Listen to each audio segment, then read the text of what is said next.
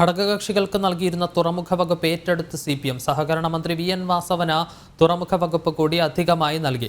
Registration, പുരാവസ്തു, museum വകുപ്പുകളാണ് പുതിയ മന്ത്രി രാമചന്ദ്രൻ കടന്നപ്പള്ളിക്ക് ലഭിച്ചത്. റോഡ്, ജലഗതാഗത വകുപ്പ് KB ഗണേഷ് കുമാറിനും കൈമാറി. സിനിമാ വകുപ്പ് ഗണേശന് നൽകേണ്ടെന്ന് CPM നേതൃത്വം നേരത്തെ തീരുമാനിച്ചിരുന്നു. രണ്ട് മന്ത്രിമാർ പുതുതായി എത്തിയ വേളയിലാണ് തുറമുഖ വകുപ്പ് CPM ഏറ്റെടുക്കുന്നത്. സഹകരണ മന്ത്രി VN വാസവന് ഈ വകുപ്പ് അധികമായി നൽകി. INL അംഗം അഹമ്മദ് ദേവർകോവിൽ വഹിച്ചിരുന്ന ഈ വകുപ്പിൽ പുരാവസ്തു, മ്യൂസിയം വകുപ്പുകളും വാസവന് കീഴിലുണ്ടായിരുന്ന രജിസ്ട്രേഷൻ വകുപ്പുമാണ് രാമചന്ദ്രൻ കടന്നപ്പള്ളിക്ക് കൈമാറിയത്.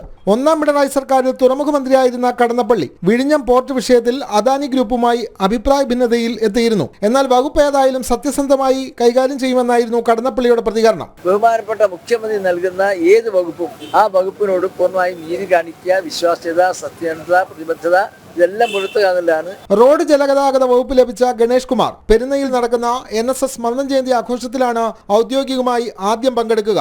നവകേരള സദസ്സിന് പോകും, അത് കഴിഞ്ഞ് മന്നം ജയന്തിയിൽ പങ്കെടുക്കും, വീണ്ടും നവകേരള സദസ്സിന് പോകും.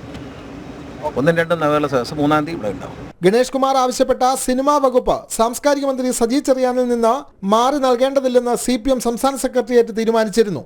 ജനം, തിരുവനന്തപുരം.